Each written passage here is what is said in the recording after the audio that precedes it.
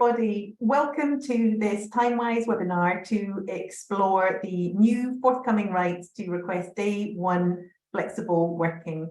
We are really excited to have so many of you on the call with us today, and I think it just shows how much interest there is in learning about this really important new legislation and in making sure that everybody gets it right for both employers and for employees. To introduce myself, my name is Nicola Smith. I'm currently interim CEO here at Timewise, and there's lots of the wider Timewise team also on the call. Many of you will know about Timewise already, but for those of you who are new to us, we are a mission-led social enterprise. We run consultancy, helping employers across the private and public sectors put good flex work into practice. We advise on good flex strategy, we design and run pilots, we train managers, and we help organisations design good flexible jobs. We also undertake new research, trying to boost understanding of new trends in flexible working, showing how good flex can work in frontline sectors, and making the case for wider policy and practice change. Finally, we run our job site, Timewise Jobs. It's a leading source of good quality part-time and flexible jobs used by employers ranging from large corporates to SMEs, providing access to a really great candidate pool of applicants who are only looking for flexible work, including part-time. Now, when we talk about flexible work at Timewise, we mean flexibility in where, in when, and in how people work. We look at the hours of work, we look at people's place of work, and we look at their patterns of work, and we recognise the importance of arrangements that work for both employees and for employers. So the key focus of this webinar today, as everyone on the call knows, is new rights to request flexible working from day one of employment. Now, Timewise has been making the case for more good flexible jobs for very many years, and our annual index tracks the growing access to flexible work across the economy. We know that there has been real progress, but also that there is still much further to go, and that change comes from both changes in policy and also in practice. So we really welcome these new regulations, and we also know that employers are going to need support to understand them and to maximise the benefit from them. Now, before I give you any more background about the ambition to the legislation, I want to let you know about how the webinar is going to work today. We've got a really great panel of speakers who are going to share their expertise on these changes and some examples of great practice that is already underway. Just so you know, you are in webinar mode, so you're not going to be able to speak. But you can ask questions in the question function on Zoom. That's at the bottom of your screen. You can share links in the chat. And we're going to hear from each of our speakers in turn, and then there'll be a good 20 minutes at the end for questions. So have a think about what you might want to ask, and we will try and get through as many as we possibly can in the time that we've got available. Before we get started hearing from everybody who's on the call, we just wanted to run a very quick poll to get the temperature in the room and to get a sense of where you and your organisation are with good flex work. So you can see those questions coming up on the screen just now. The first one is, do you feel that your organisation is ready for day one flex? And the next is what you think you might do about the legislation. Now, we know at Timewise that we've already had inquiries from organisations who want to get ahead, but we also know that many organisations aren't yet fully up to speed on what that change is going to look like. And we hope today is going to give people a bit more context on that. We know some employers are already offering day one rights to request. We know that for others, it'll be much more of a shift, particularly those people who might be in hybrid or in frontline roles. So I'm really interested to see what people are saying in response to this poll, and of all of you on this call, how many people feel they are ready and how many people feel that they're going to be aiming to go above and beyond what the new legislation says. Have we got the results, Lorna? Wow, that is really interesting. I think you can probably all see those. We've got 41% saying that they feel they are ready, but some concern amongst a good chunk and 20% thinking there's more to go. And actually really interesting to see how much ambition there is in the room to go above and beyond the legislation. nearly 50% people wanting to be at that point. So I think there is a huge opportunity here to improve practice, to use this legislation to boost access to really good flex, and it's going to be really exciting to hear more about what the legislation actually tells us and about people's experiences of making it work in practice. Now, the first speaker I want to introduce today is Minister Kevin Hollinrake MP, Parliamentary Under Secretary of State at the Department for Business and Trade, with ministerial responsibility for enterprise markets and small business. Kevin is going to open the webinar for us. We're absolutely delighted to have him here to discuss the legislation and the opportunities it will bring. And his contribution will be followed by Dr. Sammon from Pinsent Masons, Louise Tait, Head of HROD and Talent at Wickes, and Steve Collinson, Chief HR Officer at Zurich UK. So fabulous panel of people. Minister Hollinrake was appointed Parliamentary Under Secretary of State at the Department for Business and Trade on the 7th of February this year, but previously held a very similar role in the department's previous iteration, as it was Department for Business, Energy and Industrial Strategy. So he's been in post for a good while longer. And crucial for this webinar, Minister Hollinrake's responsibilities for enterprise markets and small business include access to finance, but also crucially employment rights.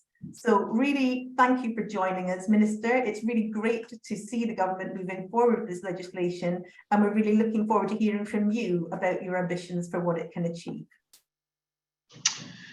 Well, thanks, Nicola. Thanks for inviting me. Delighted to be here. And I'm delighted to be in this post anyway. Business enterprise and enterprise markets and small business. But I was once introduced to an audience of business people by a member of parliament colleague who described me as a member of parliament with a conviction, and which caused a few titters in the room, I suppose. But really, I think that related to the fact for 30 years prior to being imposed, prior to being an MP, I was in business. So I think great to be in this particular post, but also with this particular brief, because for me, what flexible working does, and some people have criticised this as going too far or putting too many burdens on business. I don't accept that, because as an employer myself for 30 years, having a good relationship with your employees, which includes good dialogue and a very much a considerate approach to people's different things going on in their own lives, is really, really important, and good for the workplace, which is good for employers too. The other thing we know, of course, in terms of flexible working, is that it's the number one thing people want when they're thinking of returning to the workplace. The number one benefit people would see if they can work more flexibly, particularly I think since the pandemic. And we know there are 8.7 million people who are currently of working age that are economically inactive. And we know conversations with employers. I've just dashed right now from a roundtable with the employer representatives. And probably the number one ask, I'd say, the most common ask in that meeting of 11 representatives was skills and labour, access to skills and labour. And this is an international problem, not just a UK-based problem. So getting some of those 8.7 million people back to work is key to some of the things the government's doing, and working right across government to do that.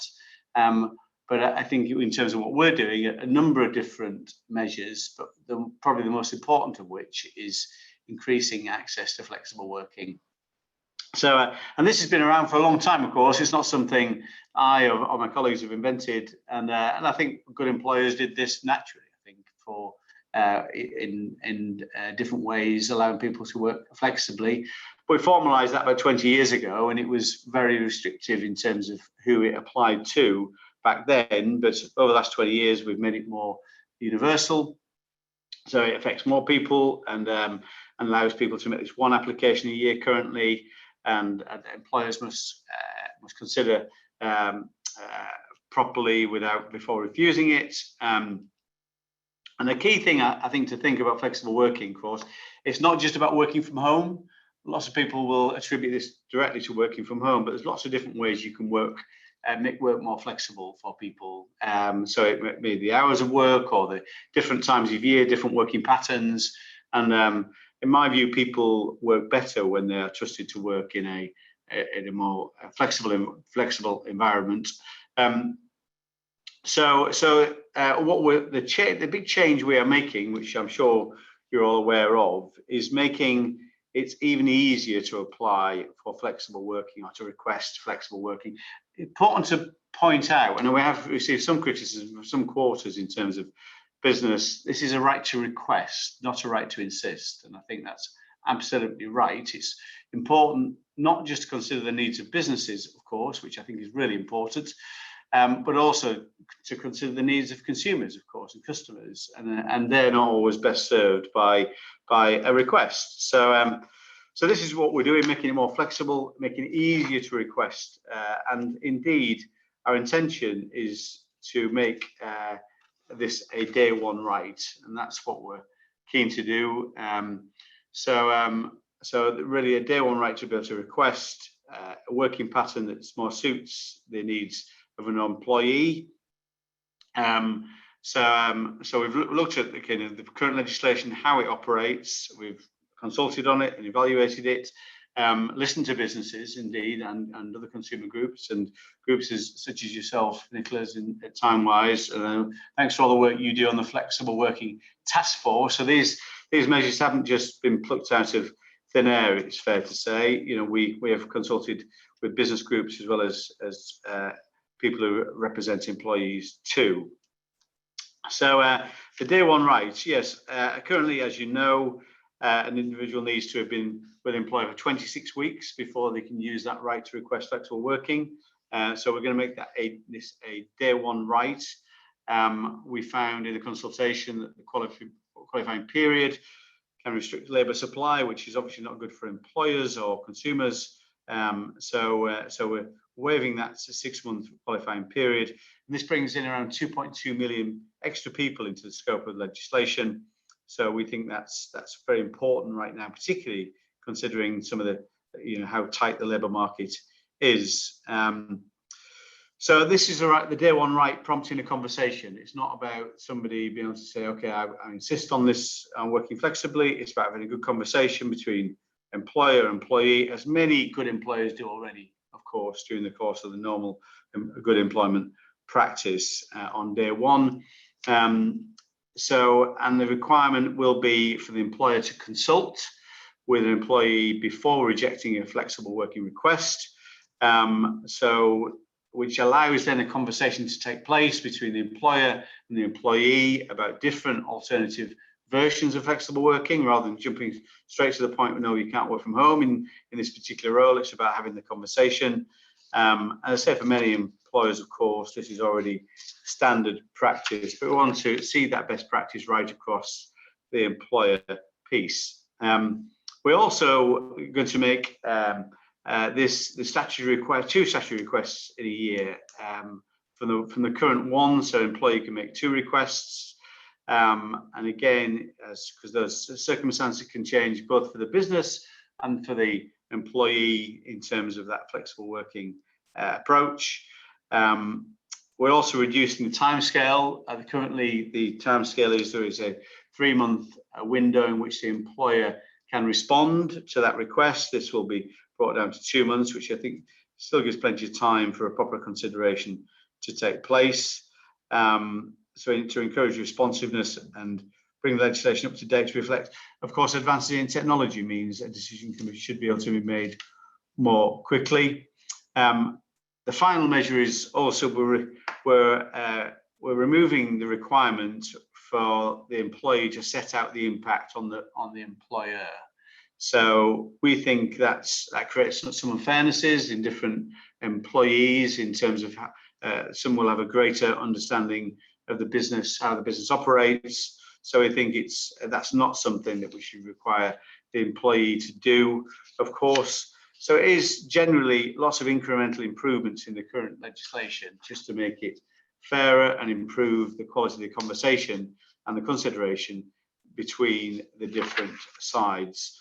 I think it's important to point out that it's quite simple and straightforward for a business or employer to say no. It has to be on one of 8 grounds in terms of set out in the legislation, and that's impact on the customer or impact on the workplace or other people in the workplace. So there are a number of these 8 different criteria that the employer can look at and then decide against granting that flexible working request. And so it's not a case of having to justify the refusal. It's really a case of proper consideration taking place. Just finally to say really, I mean, the pandemic changed a lot of things, but I think it changed the nature of the conversation between employers and employees particularly, and also made us realise that people can work in different ways very, very successfully. And this encourages that conversation. And I've got to say, my working life has changed a lot, both since entering politics and since my appointment as a minister. But I very much enjoy the benefits of working flexibly, working differently, and able to do that, of course, because of technology. And I think that's to me, that liberates me as somebody who is liberates me from the workplace rather than having to be stuck in the workplace to do the job I do. And I don't think it makes me work any less hard or be any less effective. And I think that's a lesson I think we can all recognise and say in my workplace as an employer in the private sector, we were very keen to be as flexible as we could with our workforce.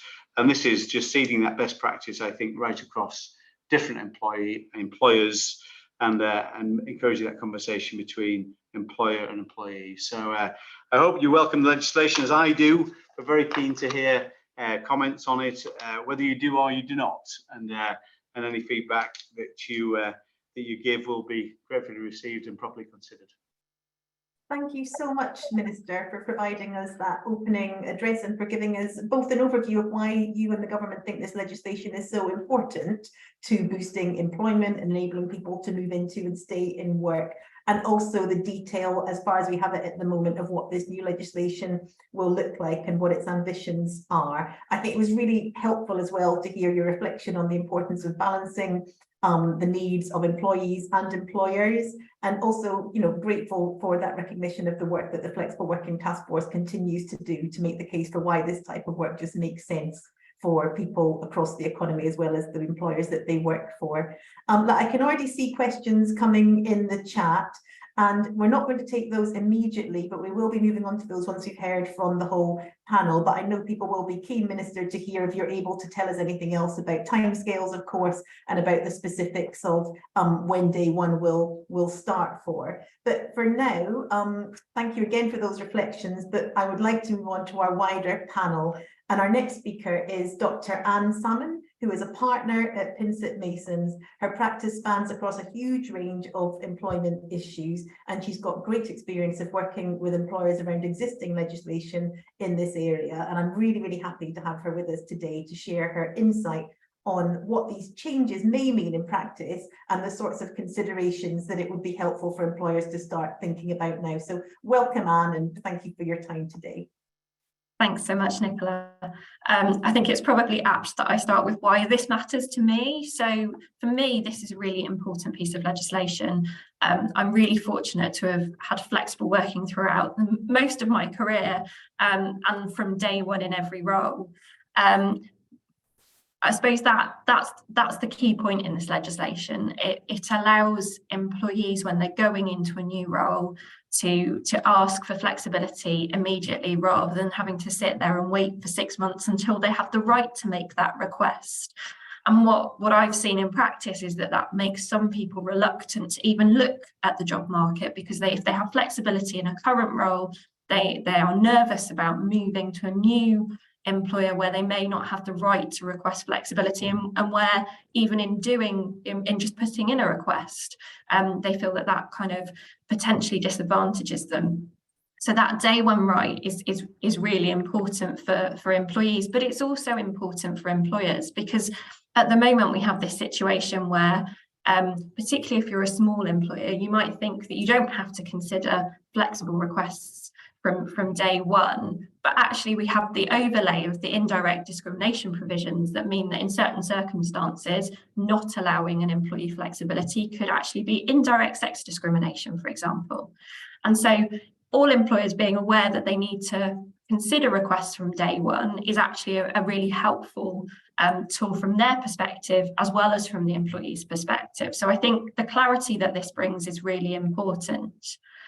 I think the really big challenge actually for a lot of employers is going to be this change in time frame to deal with flexible working requests. And how that actually manifests is likely to vary from employer to employer. But the really important thing to remember is that when you're looking at that time period, you're not just looking at how long it takes to deal with the initial request, you're also looking at how long it might take to deal with an appeal. And it's that process that we tend to find in practice takes longer than everyone necessarily anticipates. So my suggestion for any employers that are looking at their current processes is to look at how long those processes are taking you to get through, particularly for those requests where you do have to go through the appeal stage. And so looking at your data, do you have a problem? Will this cause you issues? But I think it also brings into question that whole piece around the quality of the decision when you're communicating that to an employee. So what we tend to find in practice is where an employee understands the rationale for an employer rejecting a request, where that's justified and where they can see the sense of why it doesn't work for the business, they are far less likely to raise an appeal because it feels fair. And so I think there's going to be a real shift to making sure that when we're communicating with employees, we are giving them the reasons why we can't agree to that request, not just one of those 8 reasons, but also probing behind that and explaining to them why it doesn't work for the business. And that's really important because that then enables your appeal process to potentially happen a bit more quickly because you've already got that rationale written out and we can engage with the real issues at the heart of the request. I don't anticipate that reduction in time period is probably where we're going to see things like grievances and potentially litigation. There's a couple of points to note on that. There is the ability for both parties to agree to a longer period than is set out in the legislation. But employers are going to have to be really careful about not being seen to pressurise employees to agree to that kind of change. And employees will need to think about whether it's actually in their best interest to agree to a longer period. Fundamentally, the one problem that we do still have with the right to request flexible working is that compensation for the breach of the right is still only £5,144, which is a tiny amount of money if you are looking at potentially damaging the relationship that you have with your employer by litigating. And so, although we've got clarity in terms of who has the right to bring the request, and I've said people might not need to rely on indirect discrimination when they're kind of looking at these issues. Unfortunately, for employers, the bad news is that employees may still want to bring indirect discrimination claims in order to get over that very small amount of money that you can claim for a breach of the flexible working right. And I suppose that also brings me on to the kind of final point that I was going to make, which is this piece around 2 requests in any 12-month period. I think that's a real positive if it's managed appropriately by employers. So for me, this means that it's really important that employers are having better conversations with their employees so that you avoid multiple requests. So ideally, as the Minister said, this should be a conversation with the employee. It should be about understanding how to balance their needs and the business's needs so that you can find a compromise in the first instance rather than an employee needing to put in multiple requests. And again, that helps with the appeal point. It's about being fair and reasonable throughout all of these processes and making sure that you're being transparent and clear as to the rationale for potentially rejecting a request. Thanks so much, Anne. That's really helpful insight, I think, for employers on the call who are getting ready for this legislation to be put into practice. And I think that point about the importance of collaboration between employees and employers, and also reminding everybody that there's changes, as the Minister set out, to the number of requests that can be made per year, so that this is also a right that will apply to existing as well as new as new employees is really important. So thank you again for your time. And if anyone has questions for Andrew, please put them in the question function at the end, and we will do our very best to get them answered while we have our expertise on the call. But with no further ado, I'm now going to move on to our next speaker, who is Louise Tait. Really excited to have Louise with us. Louise is Head of HR, OD and Talent at Wickes. She leads work across Wickes to drive improved access to good flexible working. And she's here today to share some of the change work that they have been actively undertaking at Wickes and the challenges and opportunities that's brought for the business, particularly in frontline roles. So I know that there's some really interesting examples that Louise has got to talk about, and thank you so much for your time, Louise, and for coming today. Thanks, Nicola. Hi, everyone.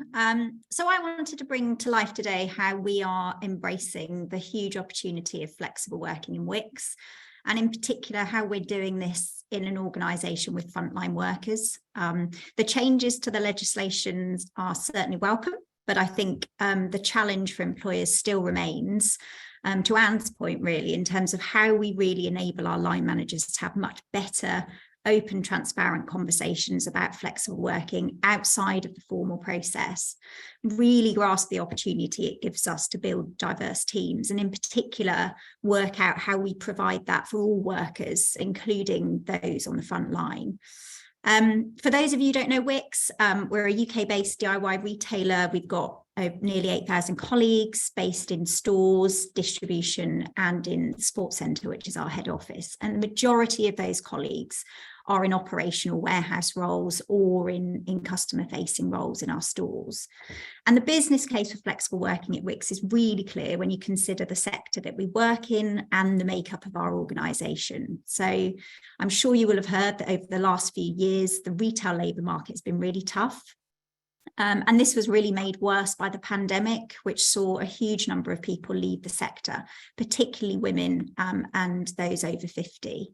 And with half of people in the retail sector working flexibly, it became a necessity for us to really adopt flexible working to attract and retain talent in such a competitive market. And then when we look internally as well, there is a huge opportunity for us in Wickes to use flexible working to progress and develop our internal talent. So 40% of our colleagues are female, 40% of all our colleagues work part-time, but those figures drop significantly as we go through our leadership layers. So we could see that we were missing a huge opportunity to progress our talent and build our diverse teams. So over the last couple of years, we've really accelerated our discussions about flexible working, and we've been gradually working out what does flexibility mean at Wickes and how do we adopt flexible principles for our frontline and our support office colleagues.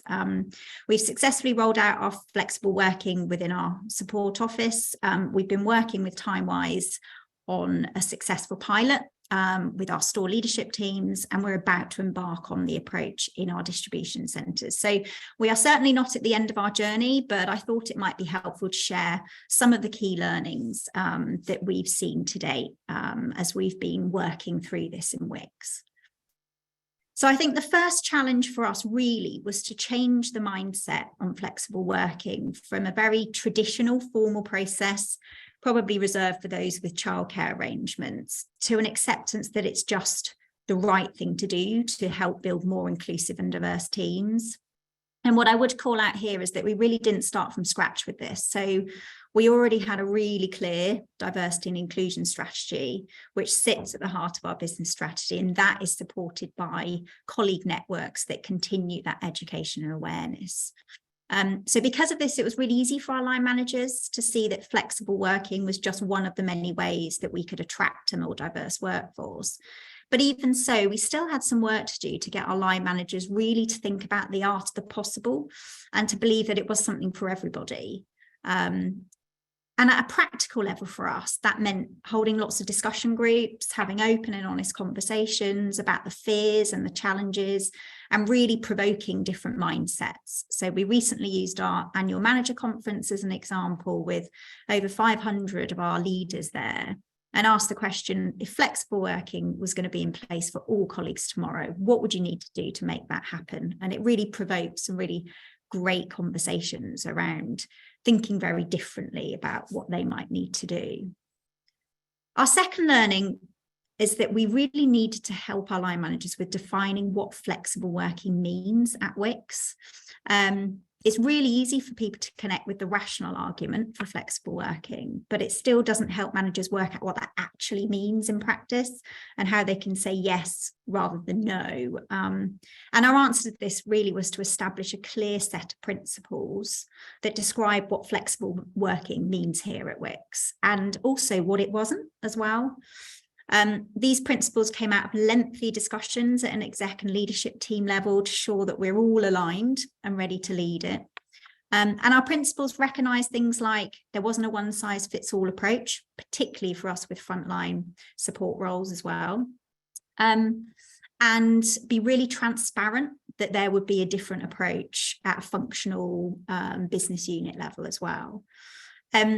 Towards the end of the pandemic, you might have seen a number of other retailers announced 4-day working weeks, and we certainly felt the pressure to conform to that. But for us, this wasn't one of our definitions of flexibility.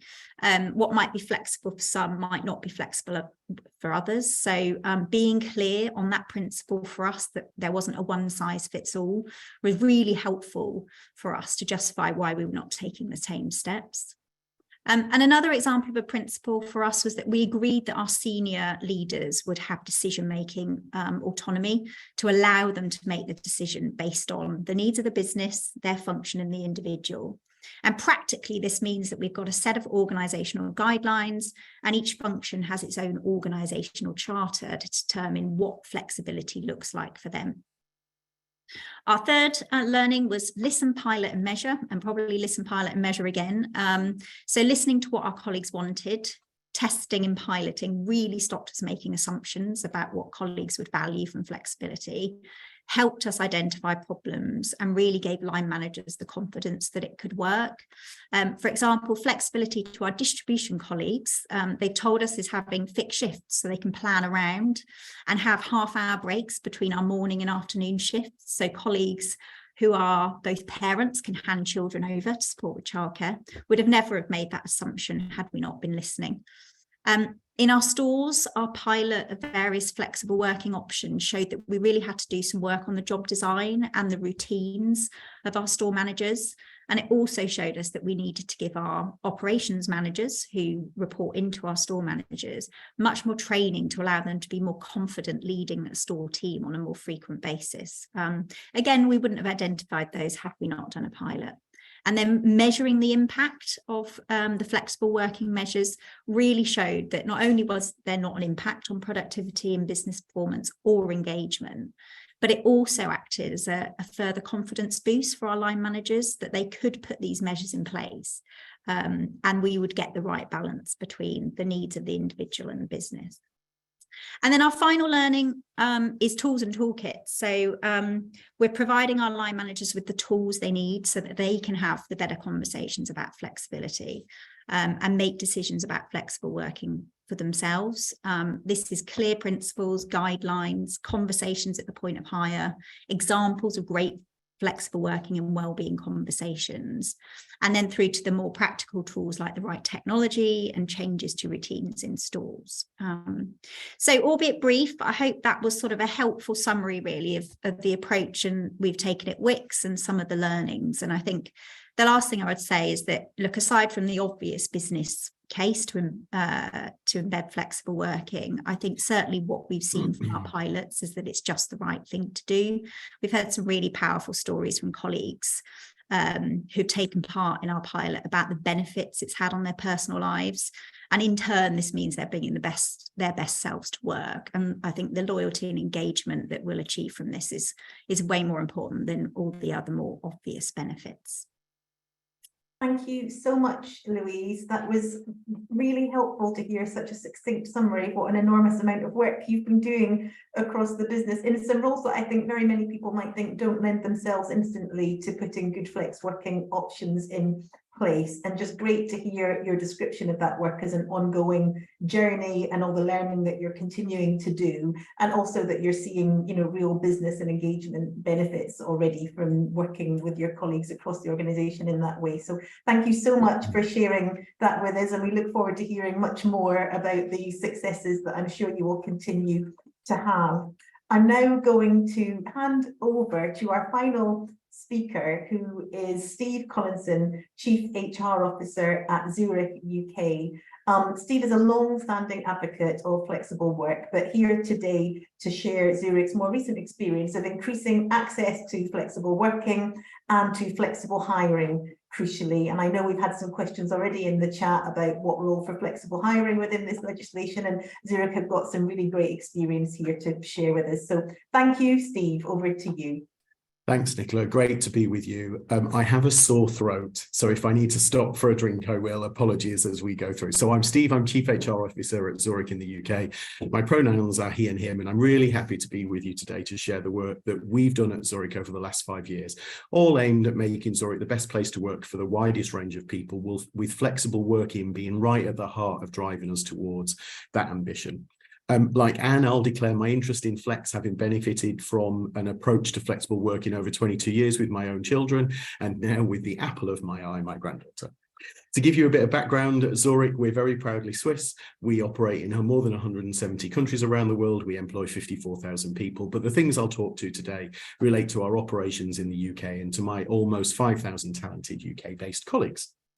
As a firm, we've made some really significant changes in the past few years when it comes to working practices, the most significant of which, I guess, was our work to switch away from an assumption that full-time was the norm here, essentially flicking the default.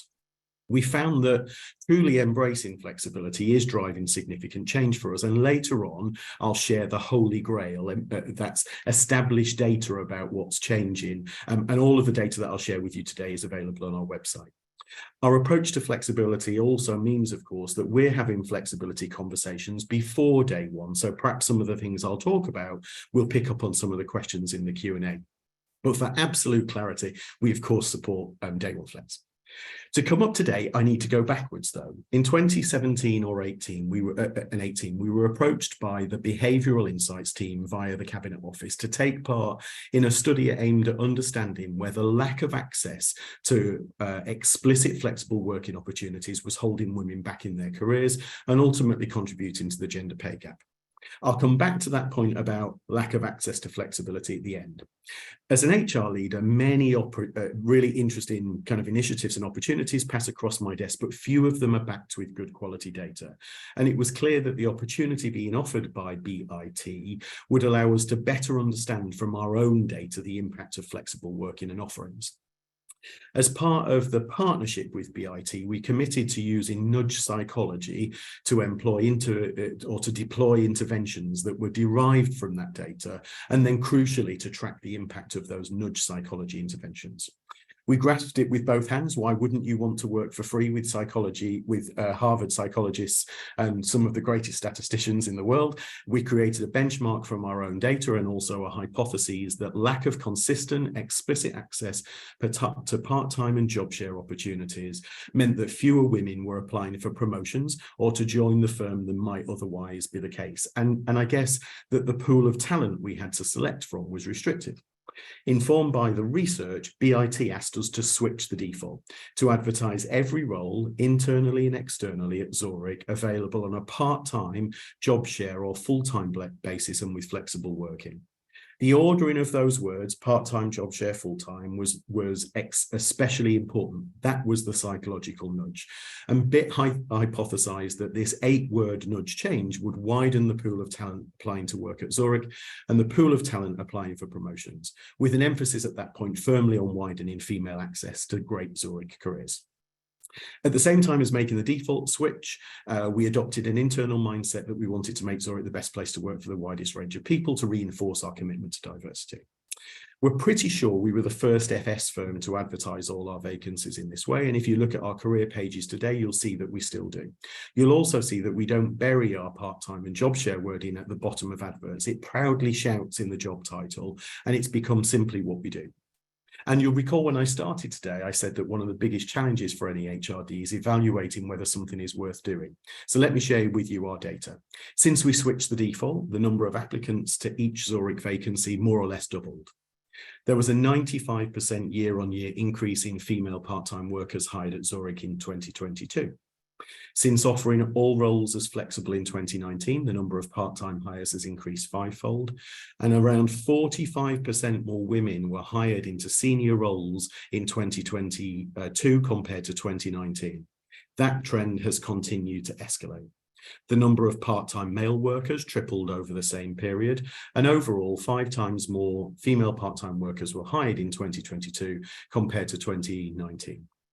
We've seen some really good successes, and we recently became the first insurer to sign up to Role Share, a service which will help us to match applicants searching for part-time and job share roles with employers. My own interpretation, though, is that this change supercharged our drive to embrace flexible working. It allowed us to drive inclusivity out of PowerPoint and into reality. Turnover at Zurich, even in this hot job market, is low, and turnover of high performers is exceptionally low. And we've deployed flexible working as a key resource in a number of policies since. So, for example, flexible working really powers our menopause policy. So what's been the outcome? We've reached a talent pool that we didn't appeal to before. People tell us they apply to work for the firm because our approach to flexibility tells them something about the culture we have, whether they need flexibility or not.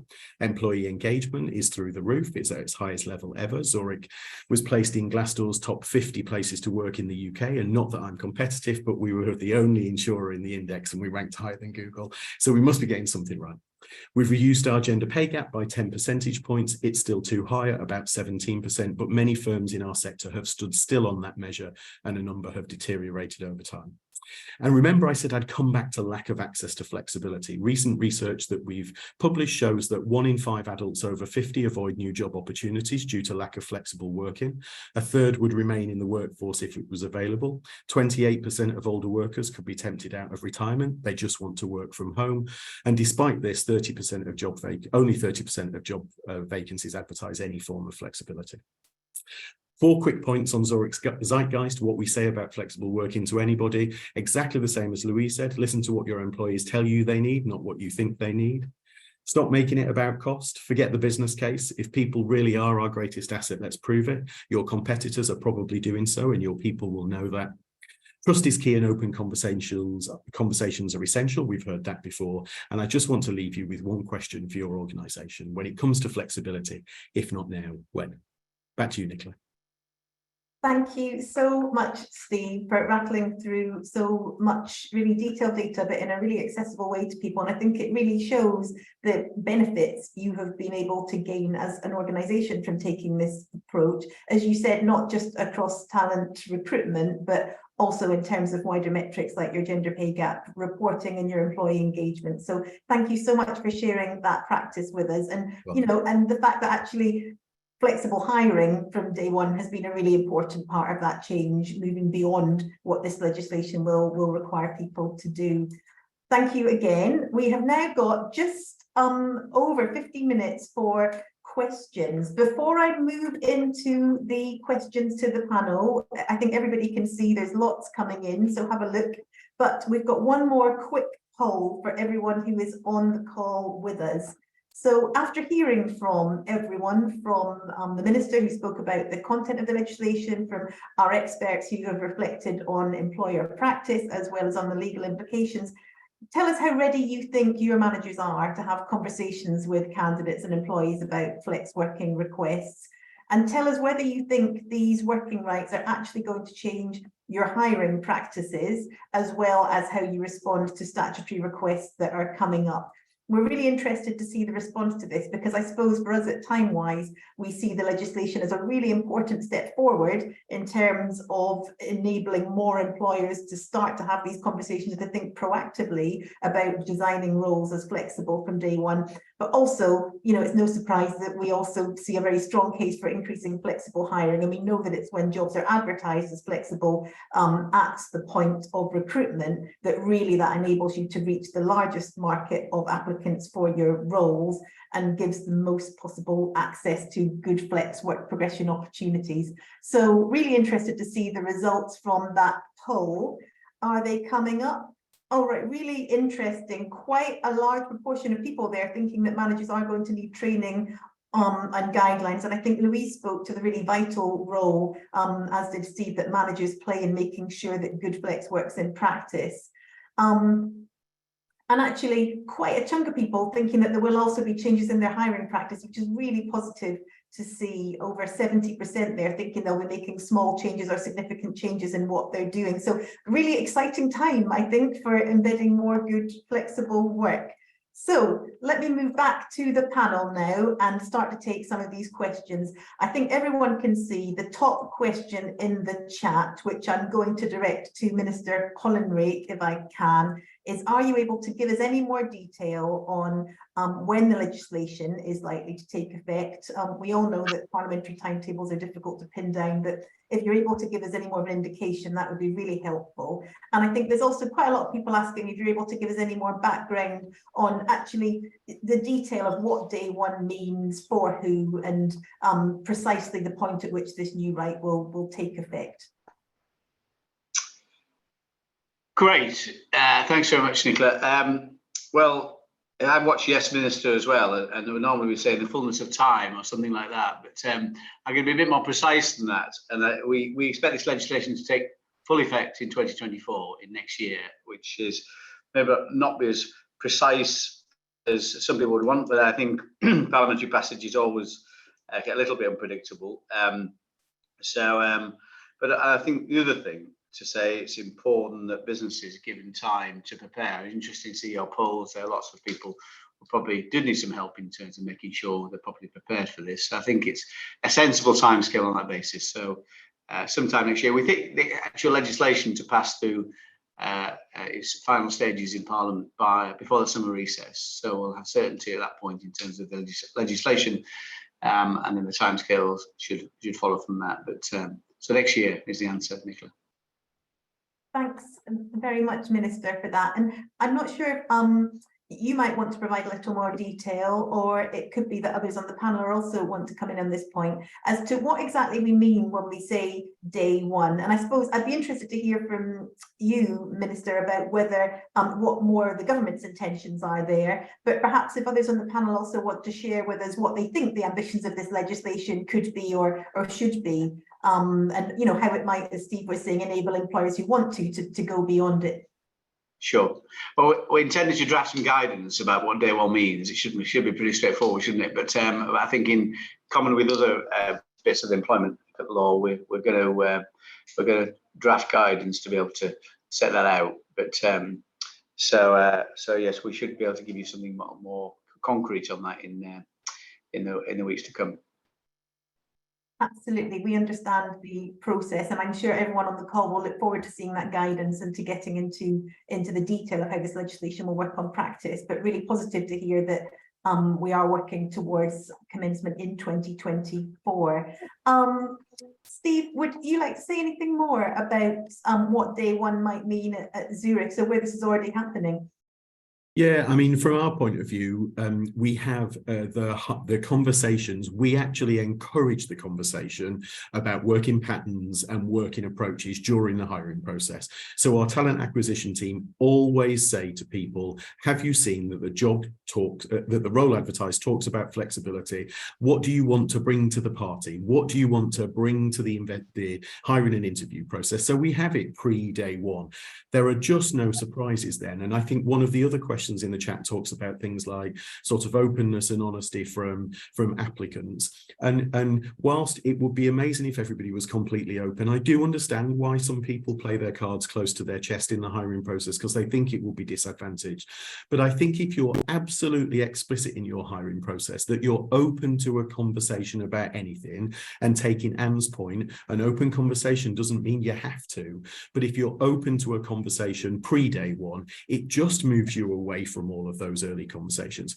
If you can't do it before hiring, the legislation will require us all to have a much more open mindset about what we hire, who we hire, and what we expect them to do, and how we expect people to work. Thanks, Steve. That's really helpful. And Louise, I'm not sure if you want to share from the perspective of Wickes what that means. And there are also some questions in the chat about how you've actually engaged with your employees on understanding these working patterns, particularly when people are in frontline roles. So if you want to speak a bit to that as well, that would be great. Yeah, so in terms of hiring, so we're very similar in that we ask our line managers to have these conversations at the point of hire. But, you know, as we said, some individuals won't want to share that. And I think then if they are asking for that pretty soon after they've joined, the mindset's got to be, you've surely hired the best person for the role. So how can you make sure that they're going to be the best person in the job? And, you know, life circumstances change, and we don't always have huge control over that. So I think just shifting the mindset away, and this is where we sort of come away from the legislation really, to say, look, what's just the right thing to do here? And having an open conversation about how someone can bring the best selves to work is, for us, what we're encouraging our line managers to do. We've got much more work to do on our branding, and it's something we're working on at the moment. You know, Steve at Zurich have done a lot to, you know, make that much clearer in their branding. So we've got some work to do on that. So that's our next steps. Yeah, in terms of engaging our leaders, so we really started with our exec and our leadership team, you know, because once we had our exec and our leadership team really clear about what this was going to mean for Wickes, and all really bought into it and engaged around this, then obviously for us, rolling this out sort of at scale and supporting all of our other line managers was a lot easier when we're doing that with our leadership team. We also got each of our functions to establish organisational charters. So, you know, what does that mean, therefore, in finance? What does it mean in stores? What does it mean in a distribution centre? And we asked them to discuss that within their own functional leadership team. So again, it's about them being part of building those organisational principles, and that's certainly sort of been a big learning and a benefit for us. So I think really you need your leadership teams to really support and drive this. And we've also been open and honest and transparent about how our pilots are going. So we've been sharing videos internally through our internal communications, sharing stories from our colleagues as well. So our whole organisation can see that this is something that we're getting behind. Thanks, Louise. I think that's really helpful and some really good advice there to people on sort of thinking through the change journey as they go along this route. Just to come to you briefly, have you got any reflections on how important getting the guidance right around day one is going to be? And any, I know you won't be able to provide advice, but what would you say to employers who are now starting to think about how they might get themselves ready for this legislation coming in? So I think that definition of day one is absolutely critical. So I think it's reassuring to hear that there will be guidance.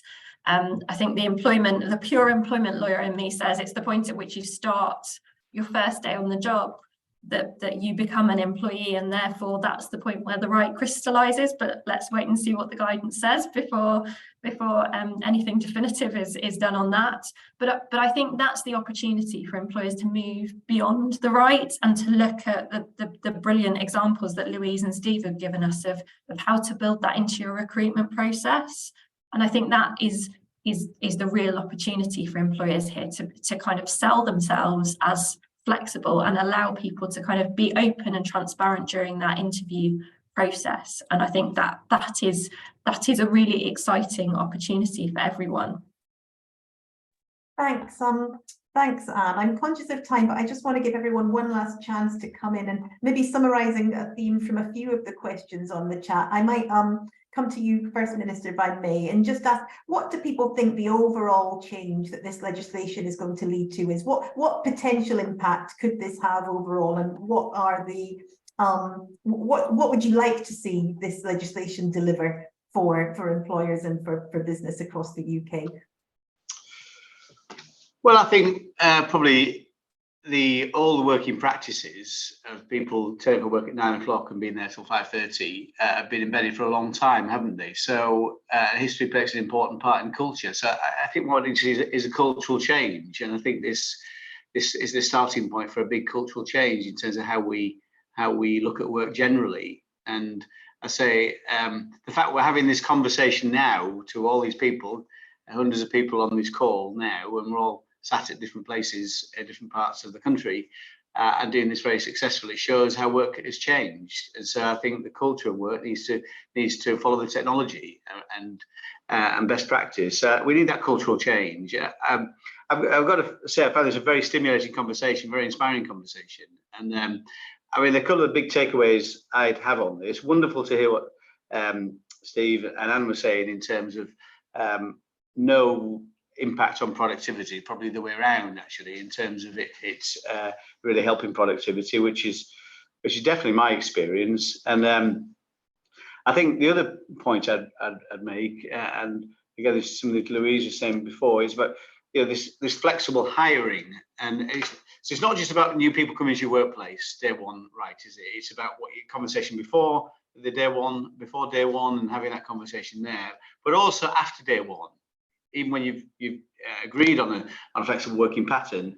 So it's about how that person is is considered, or the needs of that person in terms of other parts of their life throughout their career working for your organisation, and how that can benefit both the individual and the workplace and the employer in terms of how that person's career develops. And so it's not just about new people; it's about every single person in your organisation, and that's there's so much talent there that's locked up in people that might not be able to follow a normal working pattern. And why would you lock that out of your workplace? So I think this is a fantastic conversation, and I think the cultural change needs to embed itself not just in great HR professionals and others you've got on this call today, but right through the organisation. And I think when you get that, then you'll see the real sea change. It's great to hear so many great examples of that on this webinar today. Thank you very much indeed, Minister. That's a really positive line to close on. I'll just ask very briefly, we've got 2 minutes left. Anne, Steve, Louise, any very final one-sentence thoughts on what we might be able to achieve with this legislation, or are we agreed with the Minister's ambition that this is the future of the world of work and we're all on a change journey together? Well, thank you so much, everybody. It's just been amazing to hear so much ambition and to hear so much agreement, really, at the end on the great opportunity that this legislation has for moving us into a really exciting new period in what the world of work could look like. If you want to hear more examples of this sort, please do sign up for our new newsletter, which is going to provide short and sharp updates on news around flexible working, and also a spotlight on HR champions. So if you are already going above and beyond yourself, please get in touch and let us know. You can sign up from our homepage, that's in the chat. And if you're on our list already, no problem, it will already be on its way to you. We are actively looking for Flex champions to feature. So if you're in a people, a D&I or a talent role, and your organisation is doing the innovative and exciting things that we've heard about on this call from Zurich and Wickes, well, let us know. More widely, if you want support with Flex solutions or advertising your roles to a fantastic talent pool of professionals who need Flex, just get in touch. Lots of questions we couldn't get to in the chat about best practice, about change management, about supporting managers. We are here to help, so do let us know if you want to talk more. And thank you again for all of your time and your contributions. Always keen to learn. There'll be a short survey on its way to you immediately after this call, so do fill it in. It will take literally, I promise, 1 minute of your time. We will be sharing a recording of the event with all of you afterwards. And we can't wait to keep working with all of you as we put more good Flex into practice over the exciting times ahead. Enormous thank you to my panel, to Minister Kevin Hollinrake, to Steve Collinson, to Anne Sammon, to Louise Tait. It's been a fabulous discussion. Enormous thanks to everybody for all of your questions and comments and engagement on the call. We really look forward to working with all of you as we move forward. Have a great rest of your day and get planning. The legislation's coming soon.